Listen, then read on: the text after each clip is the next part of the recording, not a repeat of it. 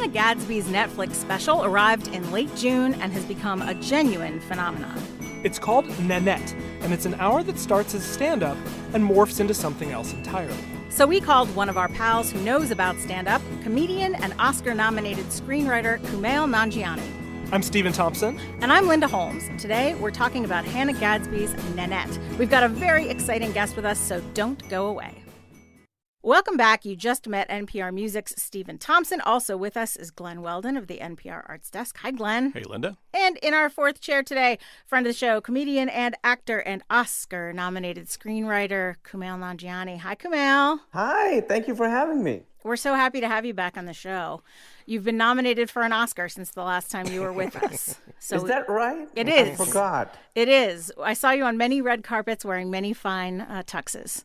What I want to do first is Glenn and I talked about Nanette very early on.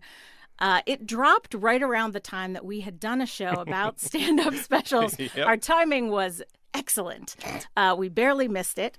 But then Glenn and I immediately started hearing about it from listeners. What was your reaction to it when you saw it, Glenn? I really dug it. I watched it, as you say, in the first wave of reaction, and there have been several cycles. There was that first launch, and then a lot of acclaim, almost a evangelical era where people were just telling people to watch it. Yeah. I was telling people to watch it. People were telling me to watch it.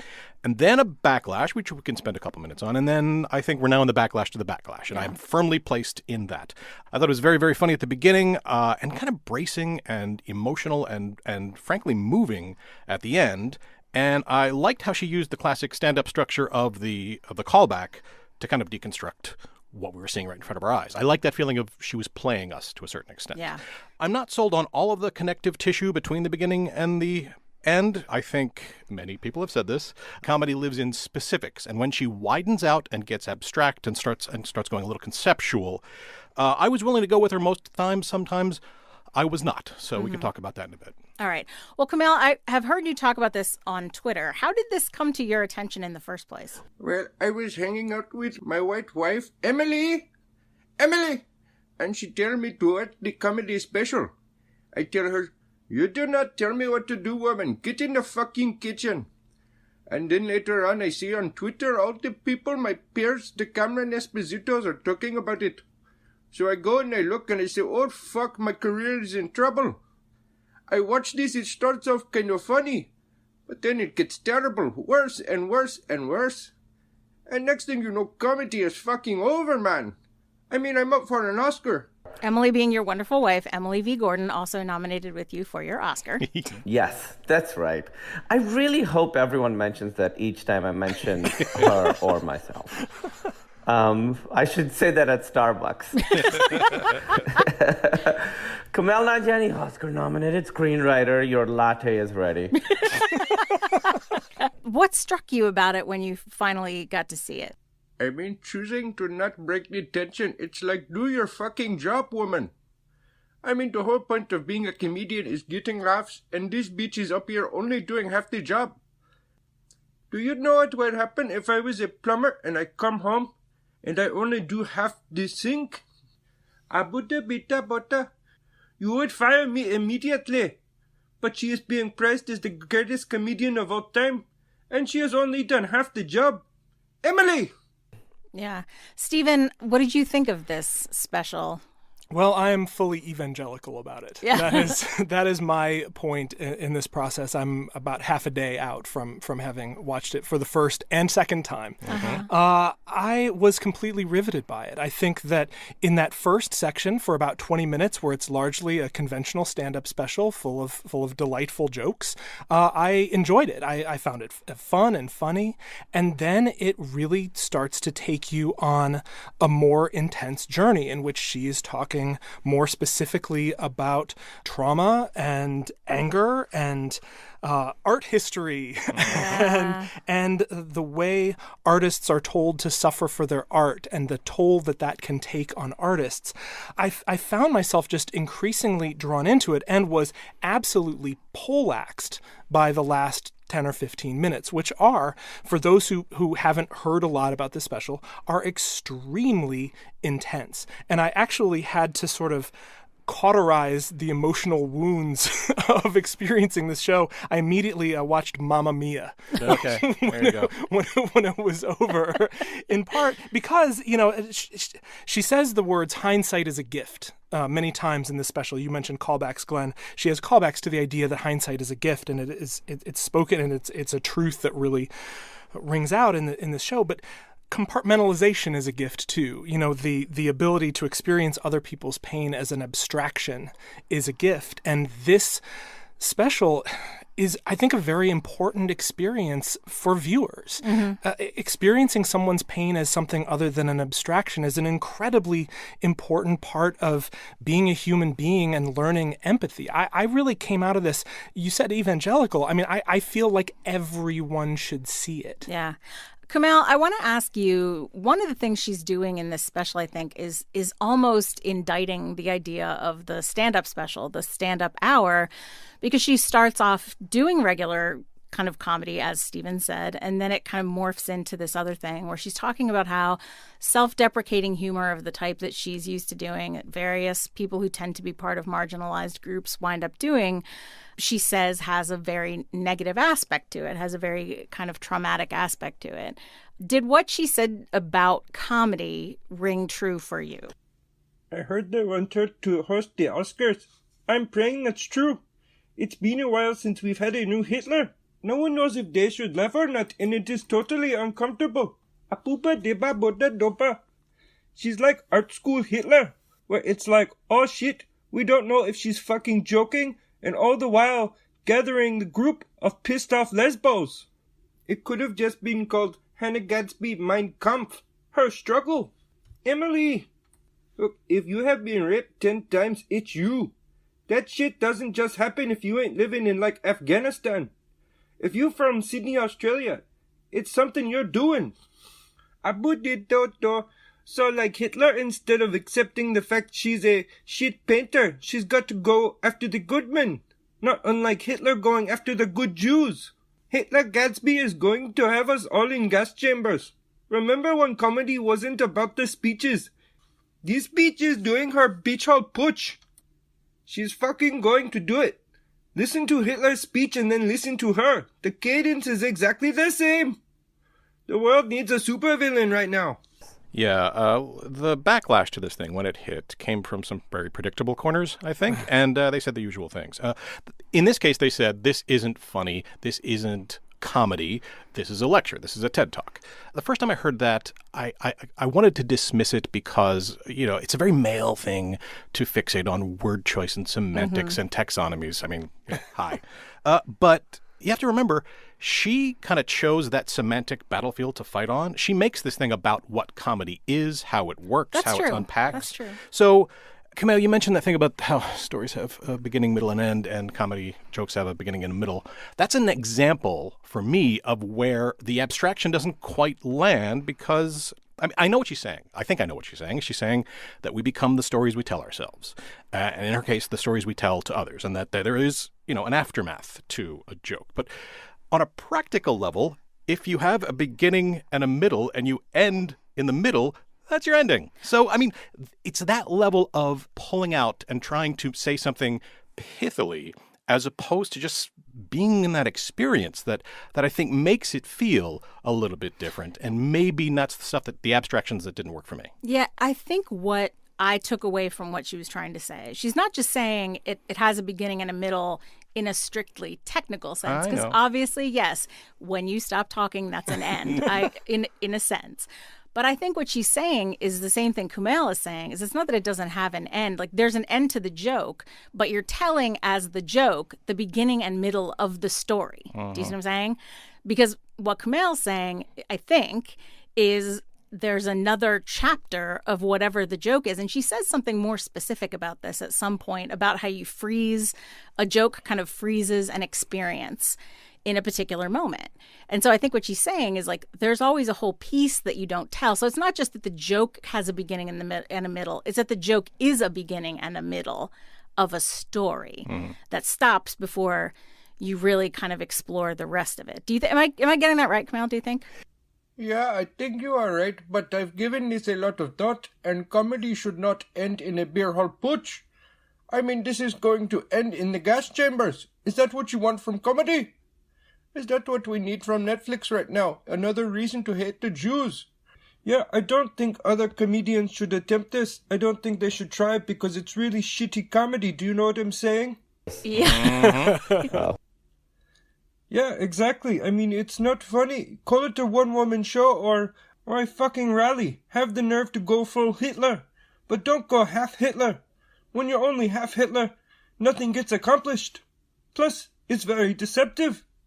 Let us know what you are, okay? I don't get to walk around pretending to be half an Indian. Alright, she is a full Hitler. She needs to tell people that.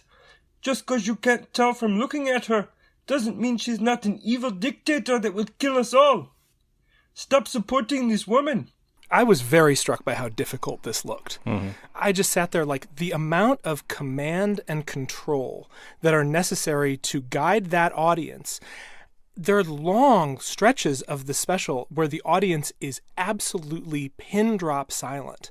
And at one point that silence is broken by someone in the audience just goes like, yeah, or something like that. And she's like, and she makes a joke off of it. And you kind of remember that this is a comedy audience again. Mm-hmm. But it is to me, I was just watching it like, this is 69 minutes long. Yeah. And to me, there was very little of it that felt loose or unformed. And you're just like, how do you maintain that level of not only energy, but control and emotional engagement in your own material to do this, to have rehearsed this as much as she must have rehearsed it, and to play it to as many crowds as she must have played it in front of. I was really awestruck by the amount of skill as a performer that goes into it. And the other thing that I would add is, especially watching it a second time, it is really funny. Mm-hmm. It is. Yep. This is the other thing that drove me crazy. Some of the reaction that Glenn was talking about that kind of denied it was comedy. There's a line in this special about being sensitive and about being lectured about being too sensitive, in which she says, "Good day. I'm Hannah Gadsby. You might know me from my Netflix special, Nanette. I'm a lesbian. I'd like to see Ellen DeGeneres twerk like that. Hey! If you haven't seen my special, there's a few things you should know about me. One, I'm a delight to be around. Lucky you! No snickering! This is a comedy show! Not the place for jokes and laughter! Stop laughing! This is serious! Other thing you need to know about me, Hannah Gadsby! I've been raped! A lot! Like more times than the Fast and the Furious have gotten together to steal cars or whatever they do. Never really figured out what those movies were about. We're dealing with a Marvel Cinematic Universe of rapes. And that's made me an expert on the fellas. I'm here to talk to you about the men. Some of you are thinking, Hannah, I would never rape you. Look at you, that would be disgusting. Seeing you naked, I'd vomit. And you think this makes you good men? I'll have you know I am a beautiful woman. You would be lucky to rape someone like me. 9 out of 10 rapists agree I am a delight to be around. I've had some criticisms. They say, Hannah! Hannah! So they talk to me. Hannah! You're alienating allies! You're galvanizing incels into toxic groups like the Proud Boys! And I say, the thing about men is, they're all rapists! I have an exercise to prove it. little bit I like to call, you might be a rapist. Let's have a little audience participation. Sir, have you ever said hi to a woman? Yeah. Look out, ladies, he might be a rapist. Sir, have you ever been in the same room as a woman? Yeah. Only 2 people do that. Rapists and koala bears. You don't look like a koala bear. One more for funsies. Sir, have you ever voted for Donald J. Trump? You know it. Definitely a rapist. Look at him, he's fucking white. Facts. So some of you may know that Kevin Hart is a bigot. And he will no longer be hosting the Oscars. Instead, it will be hosted by me, Hannah Gadsby. I'd like to practice my opening monologue before I get out of here. Pretend that you're Hollywood. Brad Pitt, George Clooney, whoever you fancy. I'm Hannah Gadsby. Let's start the Oscars. Hello, Hollywood.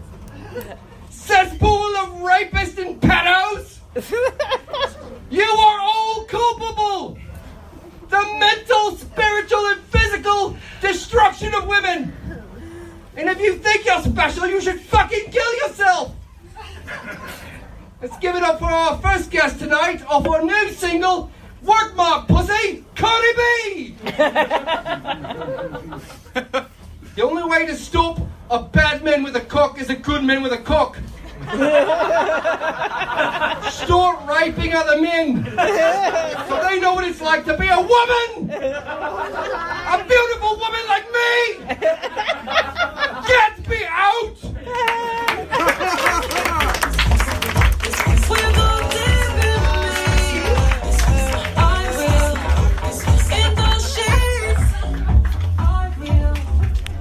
Beautiful and brave. Hannah Gadsby, everybody. Hear it?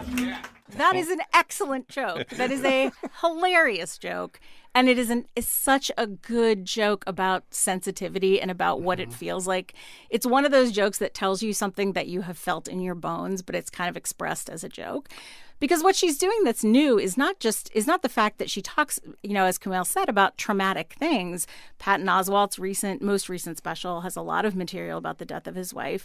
Everything Chris Gethard does is shot through with stuff about depression and mental illness that's really wonderful. Hassan Minhaj's special on Netflix has a lot of kind of tough stuff about his growing up and things like that. And even like a guy like Mike Birbiglia, who's pretty laid back, you can find some pretty serious strains in there if you're looking.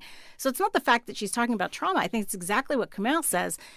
And I think this is also part of what probably makes it so grueling to perform, is that she resists that urge, probably both in herself and in the audience, to follow that rhythm of like, let it go, Right. Let it out, let the tension fall back. It almost reminds me of watching Ben Platt in Dear Evan Hansen, which is this incredibly wrenching performance. And I think it must really take a lot out of a person to do that for a long period of time. Yeah, there's a great interview in Vulture with her about how this special just changed form, how she used to come out hot, angry at the top, and that kind of changed how the audience reacted. So she's really workshopped it a lot. And it struck me that when you hear from the folks who say this isn't comedy, this isn't funny, you just wait for them to say the thing they're inevitably going to say, which is that, what people are too easily offended by things.